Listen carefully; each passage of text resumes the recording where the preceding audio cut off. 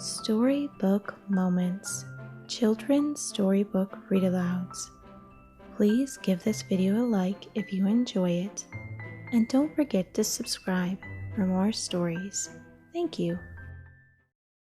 Disney's Beauty and the Beast, The Enchanted Christmas, a read-along storybook. You will know when it is time to turn the page when you hear this sound. One cold December morning, Belle looked out the castle window at the snow-covered trees. Christmas would be here soon, and she wished she could be home with her father. But she was a prisoner in the Beast's castle, and she was forbidden to leave the grounds. Then Belle had an idea. She could celebrate Christmas at the castle with her new friends. Chip, the teacup, was excited, but Cogsworth, the mantel clock, was not. "Out of the question! The master has forbidden Christmas." Belle couldn't believe it. No one can forbid Christmas. I, for one, think a little Christmas cheer would do him some good. Lumiere, the candelabrum, agreed. "The girl is right. It is up to us to do something." Cogsworth was still unsure about this plan, but as soon as Belle mentioned Christmas pudding, he changed his mind.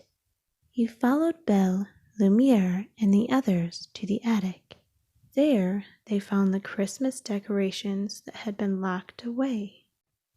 Angelique the tree-topper rushed over to Lumiere. She was thrilled to see her friends again. Lumiere happily swung her about. The exciting news traveled quickly. The Beast was sitting by the fire with Forte the pipe organ when he found out.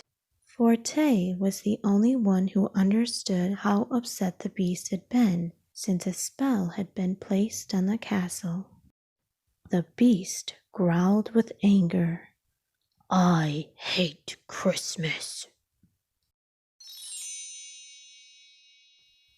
The Beast had once been a handsome prince, but one day he had been put under a curse by an evil enchantress.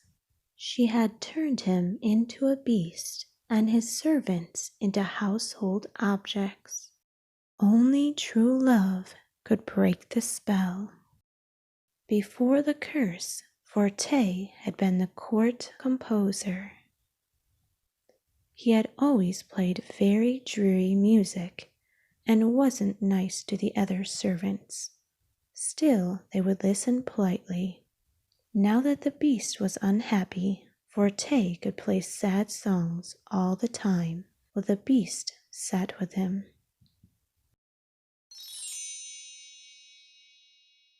Meanwhile, Belle and her friends started to plan their celebration. They began by making a whimsical Christmas tree out of kitchenware. Chip could hardly contain his excitement. "We're going to have the greatest Christmas ever!" With the help of the enchanted objects, Belle hung ornaments around the castle. It was finally starting to look and feel a little more like Christmas. Next, it was time to find a yule log.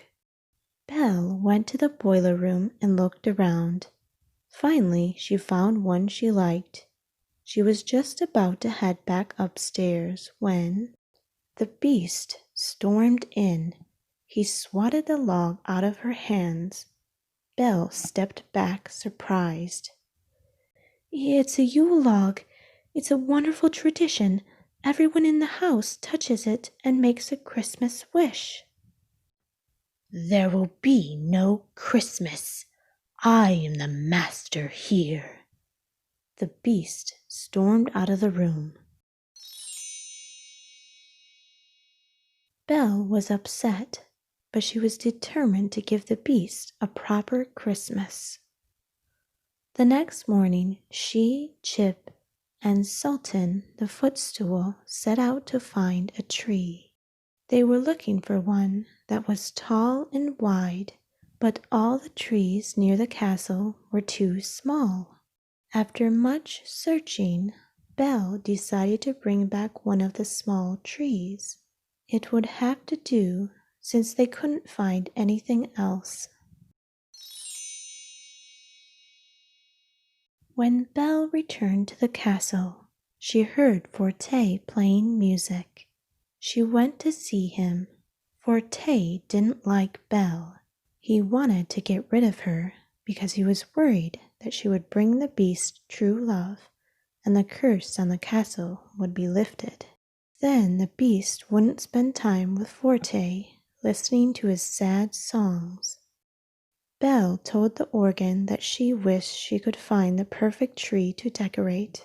Forte suggested that she go into the Black Forest, even though he knew it wasn't safe. Belle had promised the beast she wouldn't leave the castle grounds, but she thought a festive Christmas tree would cheer him up. So she agreed to go into the forest and soon set off with Chip in her sleigh. After she left, Forte turned to Fife the flute. Fife, I want you to follow her. Make sure they don't come back. A little later, the beast began to look around the castle for Belle. He couldn't find her anywhere. He looked in his enchanted mirror. Show me the girl. In the mirror, he saw Belle riding through the forest. He was furious. Forte tried to convince the beast that he was better off without Belle, but it was no use. The beast went after her, determined to bring her back. In the Black Forest, Belle and Chip found the perfect tree. Belle was delighted. She took out her axe and chopped it down. Timber! The two friends tied the tree to the back of the sleigh with a rope and then headed off. They didn't see Fife lurking nearby. Suddenly, Fife made a high-pitched sound. Belle's horse, Philippe, reared back in fear as the sleigh crossed a frozen pond. Then Philippe broke loose from the sleigh. The ice began to crack. Belle gasped at the teacup, and the tree fell into the water. Chip! She took a deep breath and dove in. She searched frantically for Chip. Finally, she grabbed hold of him. Belle swam to the surface. Just then, Cogsworth and Lumiere arrived. They had been looking all over for her and Chip. Belle put the little teacup safely on land, but she had gotten tangled up in the rope attached to the tree. All of a sudden, she was pulled back under the water. At that moment, the beast arrived. He roared with fury and then jumped into the water. The enchanted objects waited nervously on land. Belle was sinking fast, but the beast swam as hard as he could and saved her just in time. The beast brought Belle back to the castle. When they returned, he locked her in the dark, cold dungeon. You said you'd never leave. Belle sat huddled against the wall. I wasn't trying to leave. I just wanted to make you happy. But the beast wouldn't listen.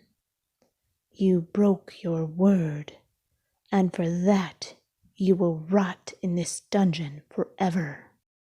Then he slammed the door behind him. Belle cried quietly. I should have known. You'd never be anything but a beast.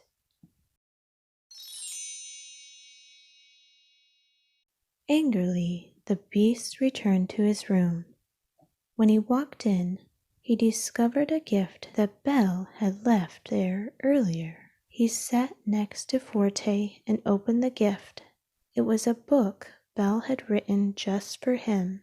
The beast read the story and realized that Belle had seen through his sadness and anger. She knew that deep down he was good. The beast stood up and ran to the dungeon. He unlocked the door and walked inside holding the book. Belle, can you forgive me? Belle smiled. Of course. Merry Christmas. All the enchanted objects cheered. But Forte was not pleased. So, beast gets girl, and it's happy ending for everyone. Enchantment lifted, and Forte fades into the background. No longer important, no longer needed. I think not. The jealous organ blasted his music throughout the castle. The walls shook and windows shattered. Belle and the enchanted objects were frightened as the castle floor split. Luckily, Belle managed to find a piece of wood to make a bridge. She led everyone to safety. The beast ran into Forte's chamber. Forte, enough! But the organ wouldn't listen. He kept playing. Is this happy enough for you, master? All of the walls were crumbling down around the beast. Finally, he did the only thing he could. He smashed Forte's keyboard. The music ended. Forte tried to play his notes, but no sound came out. He angrily tore himself away from the wall. Then the evil organ crumbled and broke into many pieces, never to play again. Now the castle could be filled with happy music. On Christmas Day, the beast escorted Belle into the main hall. The whole castle had been beautifully decorated, and everyone was full of good cheer. It was a Christmas no one would ever forget, especially the beast, for on that day Belle gave him the gift of hope. The hope that someday the curse would be lifted and life in the castle would return to normal. The end. I hope you enjoyed this magical story, and I wish you a Merry Christmas.